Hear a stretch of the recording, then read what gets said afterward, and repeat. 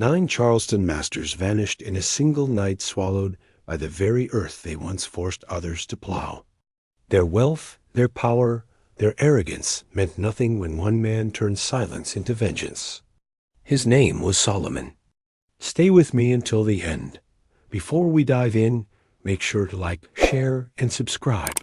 And don't forget to hit the bell icon so you never miss a chilling story from the past. And tell me in the comments, was this revenge or justice? To understand Solomon's vengeance, we first need to step back into Charleston in the early 1800s. It was one of the richest cities in America, a city that dripped with gold, fine gowns, and imported wine. But all of that luxury was built on one thing: human bondage. Charleston was a hub of the transatlantic slave trade. Ships docked at its harbors, carrying shackled men, women, and children from Africa, sold like cattle in crowded markets. The air was thick with the cries of families torn apart. Behind every elegant parlor and polished silver chalice stood the calloused hands of enslaved people who worked the rice fields, harvested the cotton, and built the mansions brick by brick. Plantation society thrived on hierarchy. White masters lived like kings, while enslaved people lived under constant threat of the whip. Even whispers of rebellion brought swift, brutal punishments: branding, mutilation, death. The law, the church, and the militia all worked together to keep the system unshaken. This was the world Solomon lived in, a world where silence was survival, obedience meant life, and the smallest act of resistance could mean the gallows. Yet in this city of chains, one man dared to imagine something else: vengeance. Among the countless men forced into Charleston's endless cycle of labor was one whose name would outlive his chains: Solomon. To his masters, he was nothing more than a body in the fields, another hand to till the soil, another back to carry their wealth. But Solomon was no ordinary man. He was observant, patient, silent in a way that unsettled those who watched him too closely. While others broke under the lash, Solomon endured, his eyes quietly studying the world around him. He learned the rhythms of the land, the weaknesses of the structures, and the habits of the men who claimed to own him. Day after day, he bent beneath the Carolina sun, sweat dripping into the earth he plowed. At night, he lay in a cabin of rough-hewn wood, listening to the whispers of others who dreamed of freedom but feared the noose. Solomon rarely spoke of dreams. Instead, he carried something heavier: memory. Every insult, every strike of the whip, every humiliation sank deep into him like iron weights. He wore the mask of obedience, but behind it, a plan was taking shape. Solomon understood what few dared believe: the masters were not untouchable. They could bleed, they could suffer, and under the right hand, they could be buried. Solomon's life was bound to men who believed themselves untouchable. 9 men, wealthy planters, merchants, and landowners, stood at the center of Charleston's social circle. Together, they controlled fields that stretched for miles, owned ships that carried crops and bodies alike, and dined at long tables piled with food harvested by the very people they starved out to the outside world. They were gentlemen, respected, powerful, refined. But behind the plantation gates, their masks fell away. These were men who carried cruelty like a badge of honor. They delighted in boasting about how they broke disobedient slaves, how many they owned, how much profit they squeezed from human lives. Solomon, like many others, felt their hands in different ways. One master prided himself on humiliation, forcing slaves to bow before his guests like trophies. Another thrived on violence, beating men bloody for the smallest mistakes. Others cared less for direct punishment, but their indifference was just as sharp. They saw the enslaved as shadows, not people. Together, these 9 formed an unshakable wall of arrogance. They drank together, laughed together, and reinforced one another's power. When they gathered at the estate for feasts, the air was thick with smoke, liquor, and pride. But in their laughter, they revealed their blind spot. They saw Solomon, but never truly saw him. To them, he was invisible, voiceless, just another servant in the background. And it was that blindness, that fatal arrogance, that would one day lead them straight into the darkness beneath their own home. Revenge does not come in a single flash. It is cultivated, sharpened, and buried deep until the moment is right. For years, Solomon held his silence, but in that silence, he was studying. Every corner of the estate was a map to him. Every weak beam, every loose stone, every shift in the soil became part of his secret knowledge. Beneath the grand house where the 9 masters often gathered, there lay a cellar used for storing wine, grain, and goods. Most saw it as nothing more than a storage room. Solomon saw it as a tomb waiting to be sealed. He tested the earth around it quietly when no eyes were on him. He learned how easily the soil could shift, how wooden beams could be reinforced or weakened. And each night, as the 9 feasted above him, he imagined their laughter swallowed by silence. When the night finally came, the stage was set. A great gathering, wine flowing, meat roasting, the 9 men in high spirits.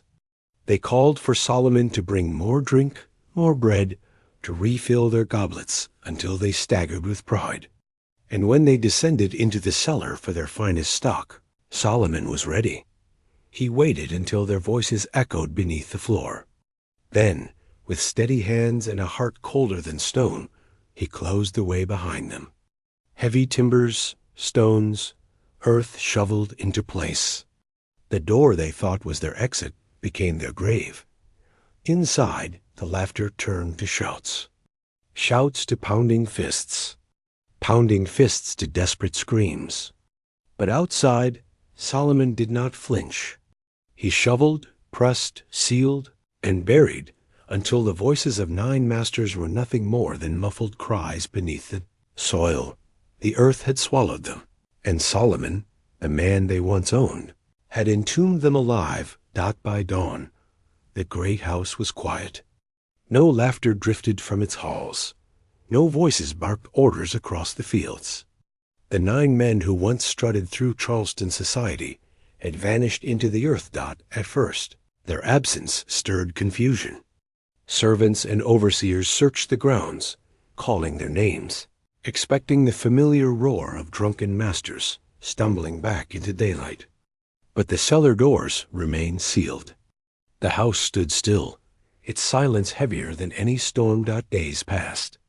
Families of the 9 sent word across Charleston fearing bandits, curses, or some dark uprising. Search parties combed the fields, the roads, the riverbanks. Not a trace was found. The men had disappeared without a footprint, without a body, without a single clue to carry back to their widows. Among the enslaved, whispers spread like wildfire. Some said Solomon had struck a bargain with the devil, others that he had buried their masters with nothing but his bare hands. Whatever the truth, his name became a secret prayer, whispered around fires at night, proof that the masters were not untouchable. But Charleston's white society responded differently. Panic quickly turned to denial. Officials silenced talk of rebellion, erasing Solomon's name from record.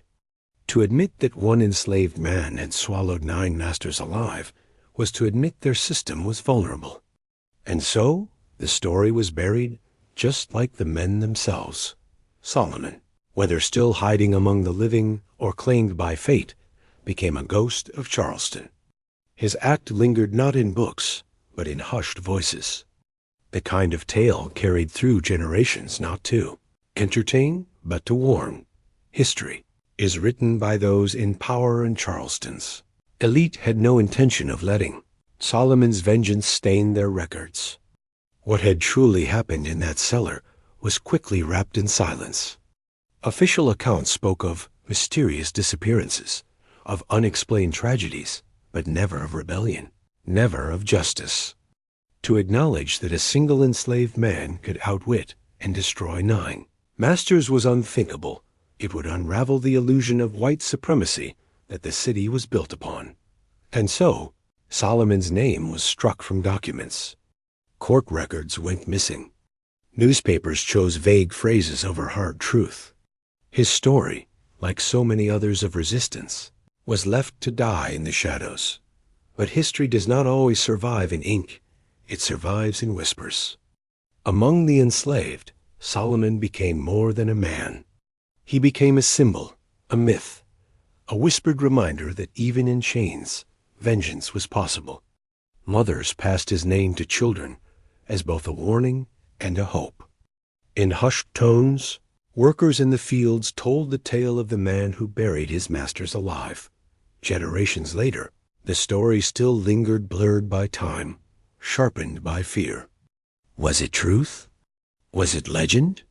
In Charleston's soil, where 9 men had vanished, the line between fact and folklore became impossible to untangle. But one thing was certain. Solomon had carved himself into the memory of a people who refused to forget, even when history tried to erase him. 9 men believed themselves untouchable lords of the land, owners of human lives. But in the end, they were swallowed by the very soil they forced others to till. Their wealth, their power, their arrogance, all sealed beneath the earth by the hands of the man they thought was theirs to command. Solomon's vengeance was not a battle won with swords or guns. It was something quieter, something far more terrifying. Patience, calculation, and justice delivered in silence. Whether his story was erased by Charleston's historians or embellished by those who whispered it, one truth remains unshaken. His act proved that even in the darkest systems of oppression, there are cracks. And in those cracks, rebellion can bloom. Solomon did not live to see freedom, but his story became a kind of freedom for others, a reminder that no master was truly invincible. Tell me in the comments, do you believe Solomon's tale was fact, folklore, or something in between? And before you go, make sure to like this video, subscribe, and ring the bell, because stories like this weren't meant to survive, but we'll keep them alive together.